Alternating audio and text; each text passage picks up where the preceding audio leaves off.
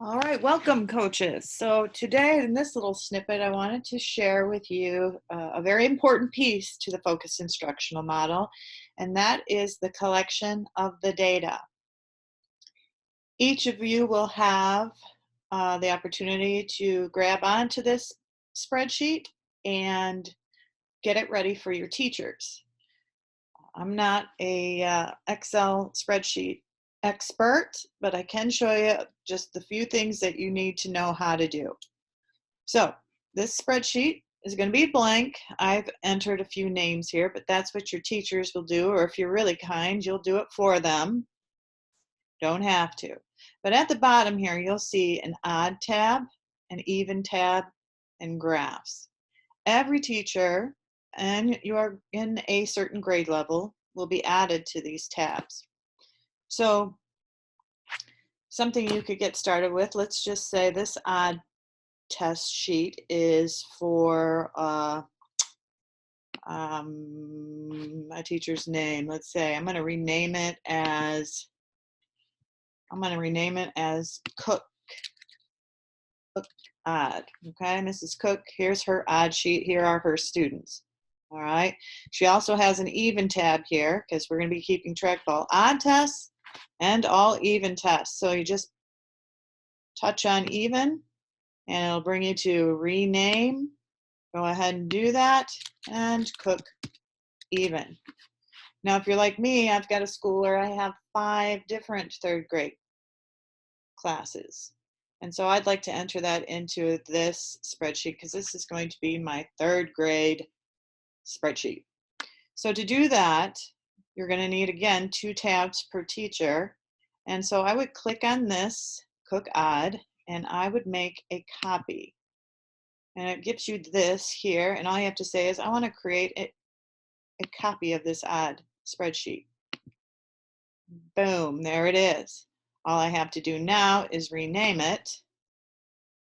Rename, and I'll say, this is going to be Warden. This is Warden's tab. Of course, I'm going to have to delete all of these names from Warden's.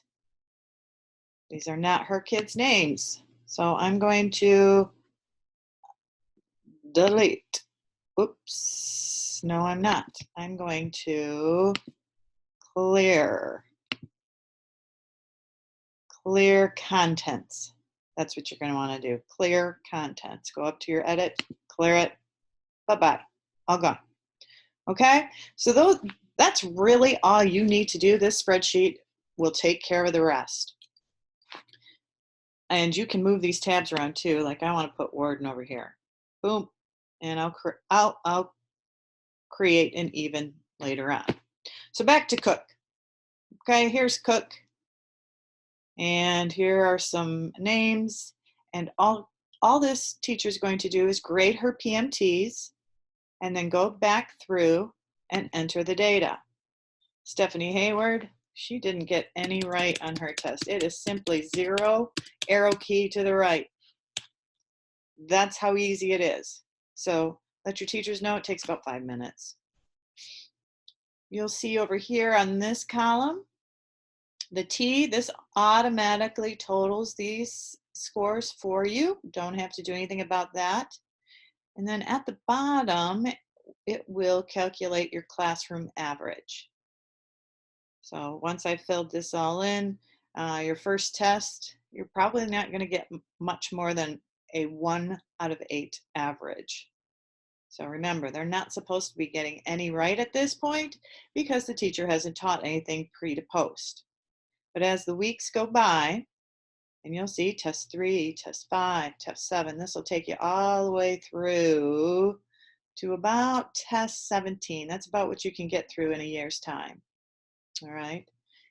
Now in between, you're going to be getting, here's your baseline. We definitely want to collect baseline data. So you'll insert, well, it will calculate it for you, by the way. So again, you won't have to do anything here. It will calculate it for you. Once we start entering data throughout the year, you're going to be able to go to your graph tab, and this will all be calculated for you. Lovely thing about Excel. It's all connected. Don't ask me why. but that's the easy piece. So really, your only responsibility is to get your teachers to input the data so that then you can begin having conversation around who's getting it, who's not, and how are we going to make sure they do. So probably I would say by test 5, teachers have taught a standard or two. And those are the standards you're going to want to pay attention to. Our standard 4 was taught pre to post, and we're still getting some of these folks that aren't getting it. Now we can begin having those conversations. I think that's all I've got right now. If you've got questions, we're going to make sure we get the answers to you. Thanks for listening, and we'll meet back shortly. Thank you.